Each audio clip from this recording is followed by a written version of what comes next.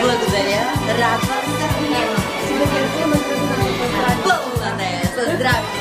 Благодаря. Заповядайте нагоре. Нагоре в методичния кабинет на втория.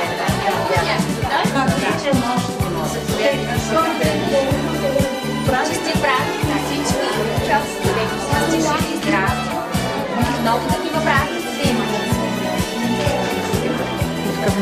Чай?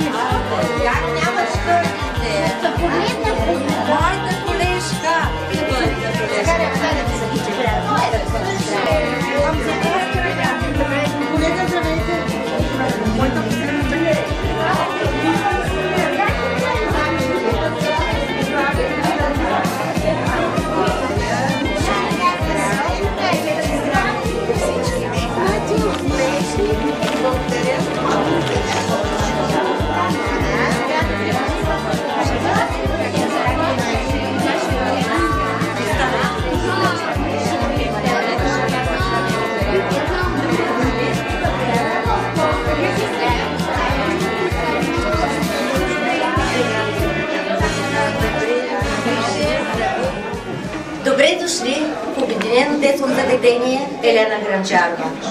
Нашият празник, 60 години, детска градина Елена Гранчарова, ще започне от този портрет. Една българка, една смела и родолюбива жена.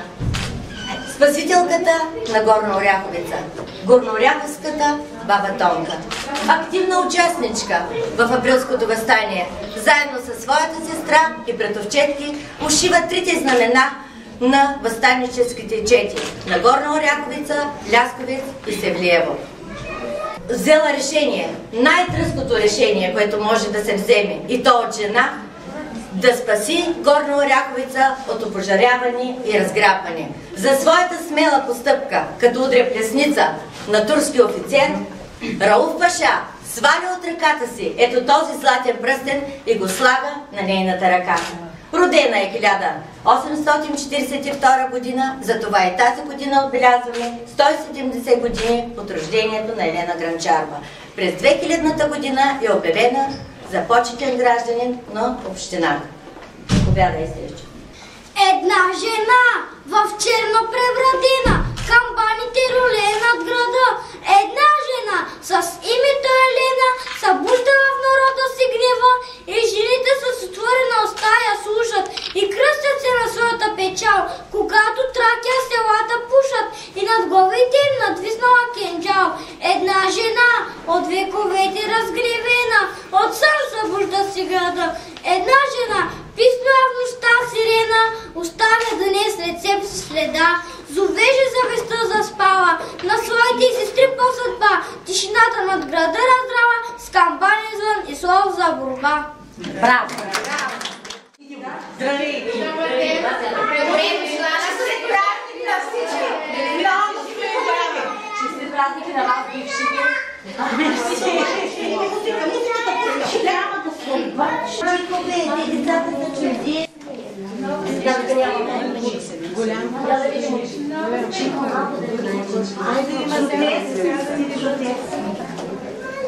Мали, много гости са ви донесла. Мали, аз съм първо дошли. Усмивки? Ще дадем? Още маничко, Соня.